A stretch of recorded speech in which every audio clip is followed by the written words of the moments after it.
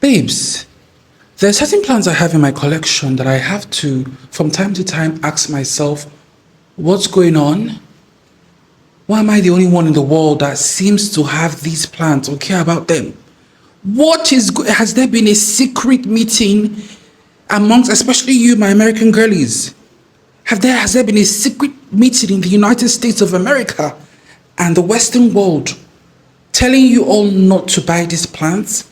What could be the problem? And the gag is, these are by no means like rare plants. They are fairly common and they are all extremely indoor friendly. So what could be going on? So I'm going to show you these plants and then we'll have a chat in the comments as to why these plants are not as popular in the West or readily available there. Like, what is going on? Let's proceed. But let me take out this Fendron gloriosum so that she doesn't steal the spotlight.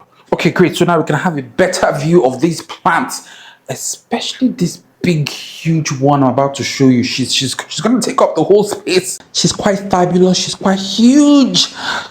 Without much ado, ladies and gentlemen, this babe here, this is a philodendron, and I don't understand why this philodendron is so painfully slept on. I don't understand why people aren't raving about it. I rarely see people post about it on Instagram. I rarely see people make videos about it on YouTube. In fact, I had a very hard time figuring out the name. I've forgotten the name. I remember seeing it in the Summer Ray Oaks video. She went to Costa Rica and she was touring the landscape there, and she featured like a whole horde of these plants. And I was like, oh, finally, I now know the name of this.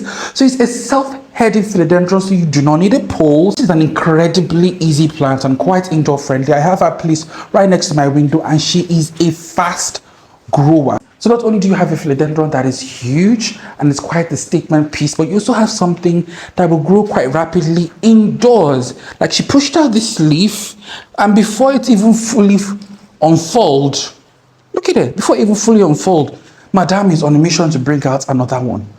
I'm also not even growing her in the fanciest of soils, guys. I'm growing her in actual dirt.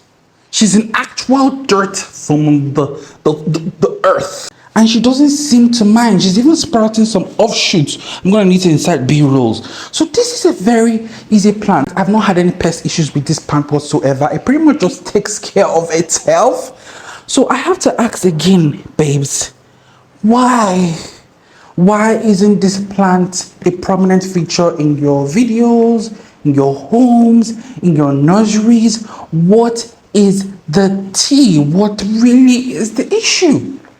Oh my goodness. I want you to write your local nurseries, take a screenshot of this, write your local nurseries and petition them. Petition them to stock this. Something this beautiful and gorgeous cannot be so painfully slept on. My American girlies, also my UK girlies, you guys are on this table. Please stop sleeping on this. Okay? Now let's drop her and move on to the next one. Now this next one, for some strange reason, I couldn't find as much comprehensive information about it on the internet. I don't know why. Every information I found about it was just some very strange, old, obscure YouTube video from like 10 and 15 years ago. Babes! Look at her, look at her, look at her, look at her. This is a tree fern. I'm not sure which exact tree fern this is. I suspect maybe it's an Australian tree fern. And she's such a beautiful plant. Extremely beautiful. And this is a plant that I suspect will make a fantastic indoor plant. So I'm puzzled as to why this plant is not like a more common indoor plant. I don't see the indoor plant girlies in the United States, the UK talk about these plants. What is going on? Why aren't your American influencers, your American plant influencers, why aren't they talking about this bad babe? I will say though that this is a thirsty biatch. Like all ferns, this one is equally thirsty. So ensure you have her growing in a medium that is moisture retaining. And ensure that I use the most moisture retaining soil I could muster. And she honestly has not given me any problem. She's not one of those deciduous ferns that fall off.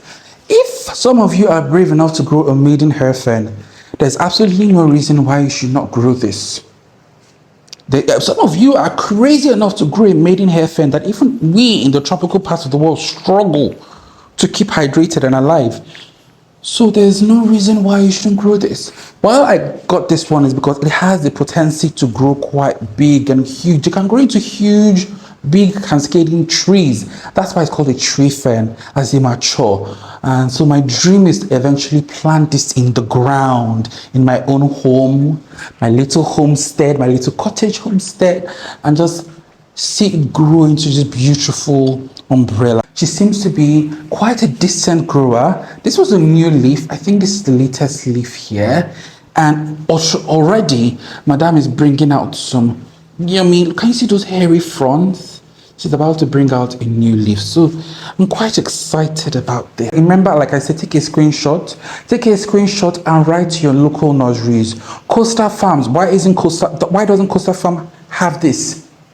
Write to them, petition them, and tell them that, look, we want this, so bring this in your upcoming spring stock. I want this. Girlies, this is also another one that has mystified me, because this is a plant that is native to the US, not continental USA, but one of the US islands, definitely an American state in the US that is an island. Geography, girlies, you probably know what I'm talking about. This is a Hawaiian palm, guys, and I tried my best to research about this plant, but every single YouTube video I have found about this plant is ancient. I mean, like 10 years ago, 70 years ago, before YouTube was even invented. And I'm like, why? What is going on? Is there like a secret code out there not to grow this plant or not to create content about this plant? What is going on? So it actually does look like a succulent. It looks like an euphorbia. It's like an euphorbia that is native to my country, an euphorbia poisini. I've talked about that before.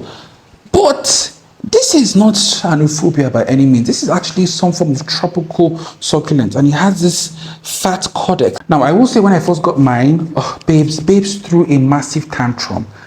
I won't say it's a plant that acclimates readily. Maybe that's why she's not as popular. But she lost pretty much all her leaves. Everything dropped, and I was in so much pain because she was also about to flower, and she was such a full and lush specimen. But every single leaf dropped, including the flowers that are about to form. And yes, this is a flowering plant. It produces beautiful, gorgeous flowers, if you didn't know. But what I've also found is that this is quite a fast growing plant, because she recovered all those leaves that she lost. She just grew them back. And I'm like, okay, babes, you're quite fast growing. It's still a mystery to me though. It's still a bit of a mystery, because I'm still trying to figure out her light conditions. I have a feeling growing her outdoors, it's a bit too bright, just given how her leaves are shooting upwards when they should be like spread more beautifully. So I'm going to attempt to grow her indoors, right next to my window. I treat it like I would treat my succulents. I just wash her sporadically, but I don't leave her to stay dry for too long. Babes, please get into this plant, okay? I plan to make a video about this plant when I have mastered her care. She's been in my care now for a few months, but I just want to grow her into a very beautiful, lush specimen and then make an updated video about it, because there are no recent videos about this plant, and I don't see any of your American content creators or influencers talk about this plant. What is the tea? Why? Again, write to your nurseries and tell them to stock this plant. Okay, and by the way, babes, if you see me looking away from the camera, please be patient with me. This is like my new YouTube setup, so I want to be filming with my back camera, and I'm facing a mirror, so I'm like, I keep looking at myself in the mirror, trying to ensure that the image is in frame. Being a frigging content creator, especially a plant content creator, is not easy, because you always have to ensure that your plants are in frame. If not, the shot is ruined. But anyways, enough yapping. This one is one that I'm worried might not even be able to fit in frame because of the growth profile and because of how it looks. Without much ado, babes, can you see what I'm holding before me? Can you see the beauty, the intricate beauty of this plant? I think maybe I need to come closer so you can have, oh my Lord. Oh my Lord. If you can look into the camera and do not look into the mirror. This is a Sansevieria francesi. I think that's how the name is pronounced. And I remember featuring this plant, in my Sansevieria tour video, and a lot of you were amazed by it. And I can't blame you because she's such a beautiful specimen. Almost bizarre, like freak of nature growth profile. This is going to be an amazing, fantastic conversation starter in your home. Now, a lot of you keep saying, I don't like Sansevierias, they are boring. And I'm like, babes, no, they are not. You just haven't seen these unique varieties. Now, this is one that I've actually seen a couple of you in your big box tour plant shopping videos. I've seen you pass this one by, and that is because oftentimes when it is sold in its young state. It's sold really small, and people do not know that if you just have some patience, it grows out to be this impeccable, beautiful specimen. It is by no means like one of the rare Sansevierias, particularly in the States. It can be quite rare here in Nigeria, but for you girlies in the States, this is by no means a difficult plant to procure. All you have to do is just have the patience to grow it out. And you do need some patience. Do need some patience because it grows slowly. This is 5 years worth of growth. I got it when it was so small.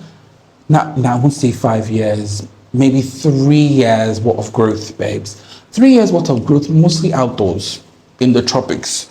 So you do have to be patient. You're going to have to wait 3 to 4, 5 years. Especially if you're growing it indoors, for you to get it to be like this. But when you do, it's honestly a beautiful sight to behold. You do want to watch out. It has this sharp spine. These sharp spines that, you know, they can inflict some pain. But girlie, she's beautiful. I have mine just nestled right next to my windowsill. Sometimes I keep her in my plant room. Sometimes I keep her in my living room. And it is so beautiful. Each time I show footage of her, people are always like, what is this? Where'd you get it from? And I had to brag and be like, it's my 4-year-old Sansevieria francesi. So get into this babe right now.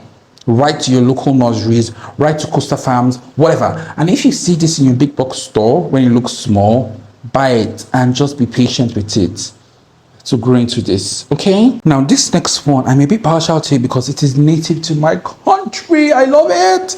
I also say it's a bit of a recent introduction to the American houseplant market, but it still hasn't fully caught on.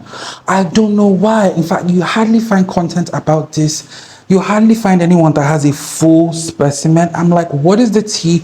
Why hasn't this fully caught on as a standard houseplant in the States? Look, I've yapped enough. Let me show you this beauty. Let me show you this auntie here. Now, ladies and gentlemen, this is a Cistmirabillis. Now, typically, what you will find on the internet, if you Google this plant, is the variegated variant of this. But this is actually a wild form. It was actually gotten from the forest here in Nigeria and then cultivated in somebody's nursery. And I bought it and I have been growing it in my care. And why I say this will make a fantastic indoor plant is because this babe, even though she's native to Nigeria, she, just like me, cannot take this Nigerian heat. This is what happens to her when you subject her to the Nigerian heat. Obviously, I do not mean direct sunlight because direct sunlight will fry her to pieces. But even underneath my shade net during this dry season, she has just reacted rather adversely to this Nigerian heat. In my opinion and in my experience, she tends to, let me close this door. I don't want you guys to see my messy looking hallway. In my experience, she prefers full shade and she loves to be kept perpetually moist. I've had more success growing this babe indoors than outdoors, and she produces this runners. That's the awesome thing about her growth profile. So she grows from the top. She grows from the top, she sprouts new leaves from the top, but she also produces these runners. I do not think she's a climbing plant because honestly, I've never seen one climb upwards in our forest here. They typically just grow on the forest floor. In fact, I had somebody, an American tourist in Nigeria, just randomly, she visited a forest and she just randomly by chance took a picture of a tree trunk in that forest and this plant was there. So yeah, she does produce these runners, but I don't think the runners are meant for climbing. I think they're meant for crawling around. Even though I have an aversion to crawling plants, this one doesn't seem to take too much space. And the awesome thing about the runners is that you can just always chop them off. But if you poke them back into the soil, they will bring out like new leaves. So you have a plant that grows from the top, and you also have a plant that grows, when you stick its runners in the soil. Like, oh my god. In my experience, this is actually a fast growing plant. I remember like my plant friend, and she's also a American content creator, American plant content creator, Leafy Diva. She was talking about how this is a slow growing plant for her, and I was telling her, babes, this grows like an aggressive weed for me. I mean, it did grow faster outdoors. During the rainy season, it doesn't have any issues being outdoors. It just loves it outdoors during the rainy season. But during the dry season, the outside becomes hot. It becomes hellfire. She starts to act this way. But in my experience, she's a fast-growing plant. The Nigerian heat, decimated a lot of her leaves.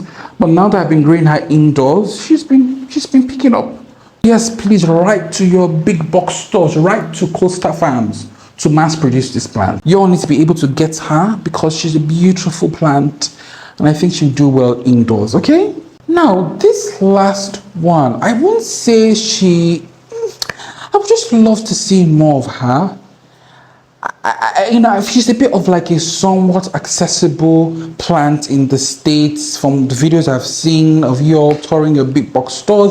I love watching American plant garden center tours, like, because you guys have such amazing options. Like the options are, let me not get carried away. But I've always wondered why this is not a plant that you'll readily grow in your homes, because she's so easy. She's a Dracaena, by the way. She's so easy and beautiful and extremely indoor friendly. Okay, I've yapped enough. Babes, it's a variegated Dracaena circulosa or a Dracaena golden dust. She's so beautiful. Look at this. Oh my goodness. She is such a beautiful work of art and she's so easy. Like the Dracaena circulosa. Oh, this is also another one that is native to, well, not this variegated one though, but like the non-variegated one is native to my country. Honestly, I didn't plan this. I didn't plan this to be a native to Nigeria plant showcase. But, she's beautiful and she does so well here, obviously, in our weather. Come rain, come sunshine. Any plant that can take our Nigerian rain, Nigerian sun, and just remain iconic, I'm a fan. I'm a fan, and I'm like, I want every single person in the world to get it, because if a plant can survive the elements here, that there's nothing it cannot survive.